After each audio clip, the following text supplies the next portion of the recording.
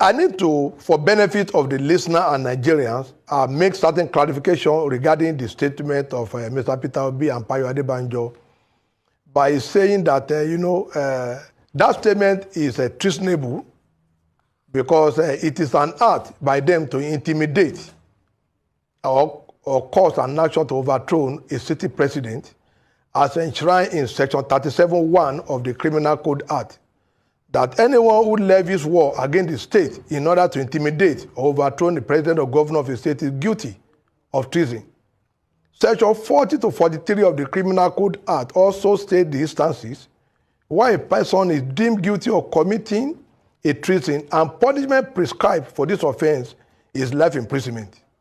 For the two of them, they must be very careful because they are using the name of Labour Party to Nigeria and to the whole world to think, we are planning, to make Nigeria ungovernable.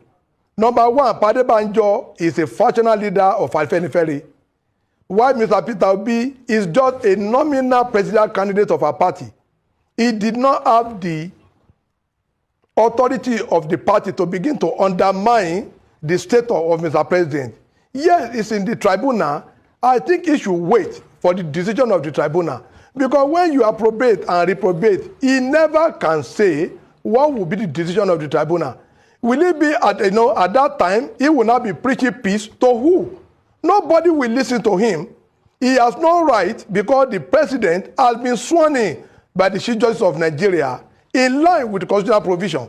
So when you now say you don't accept someone as a president, he might need to relocate out of Nigeria rather than for him to be undermining the constitution of Nigeria. I want to put the National Security Advisor on alert, the Inspector General of Police on alert, and the Director General of DSS. Labour Party had decided that these two people needed to be cautioned. They must invite them for interrogation. If they don't, we will go to court. Federal Court has jurisdiction to hear mandamus. We will go to court to get a mandamus against the National Security Advisor, against the DSS, and against the General Police, because it is not a good thing for you to just be planning to make Nigeria ungovernable. You can't be inciting Nigerians against a city president. The President Bola Tinubu has been sworn in as the President of Federal Republic of Nigeria. We all need to respect that, rather than for us now to be making, comments that are inimical to the progress of our dear country. We have no country to go. People like us don't have anywhere to run to. People like them might have, one or two countries to run to. Should there be war in Nigeria? We don't pray for such. Let us maintain decorum. Let us maintain peace. They are before the Legislative Tribunal, and they must give them the room to make their decision. Once they are not contented, you have a right to ventilate your anger and move upstairs to Supreme Court. And whatever Supreme Court decided is the final as far as election petition is concerned in Nigeria. That is our position.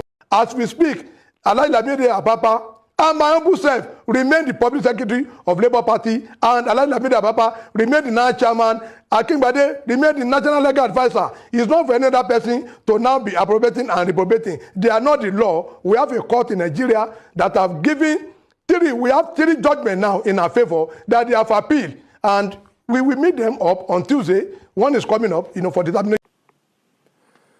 Hello and welcome to the channel. Our Papa faction Labour Party don't come again. These guys, not the rest, always making outlandish statements. Waiting Peter Obi do themselves, if I may ask.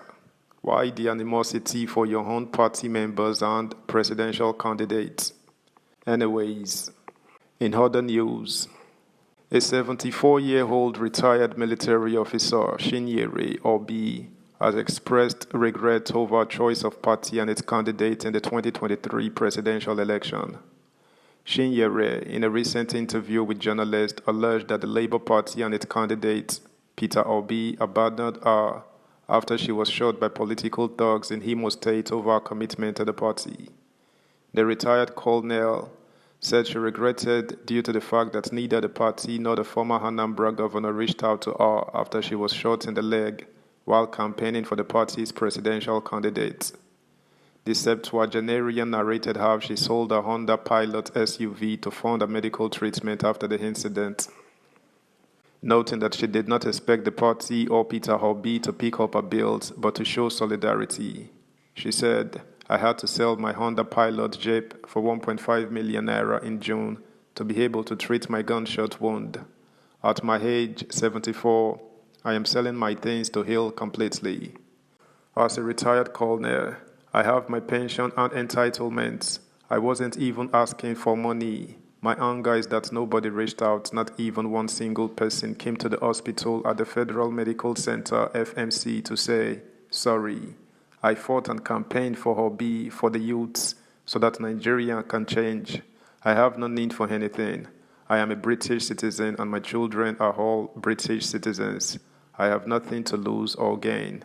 I spent 5 million naira buying rice, visiting people, women across the country." Shedding more light on how she was attacked, 74-year-old Chinyere said the problem started when she tried to protect the Labour Party's polling unit agent in her hometown in the Idiato South local government area of Imo State. According to her, on election day, some unidentified political thugs invaded a polling unit and threatened the Labour Party polling unit agent, and she tried to intervene. "The next thing I heard," she said, "was poo poo. It was gunshots on my leg."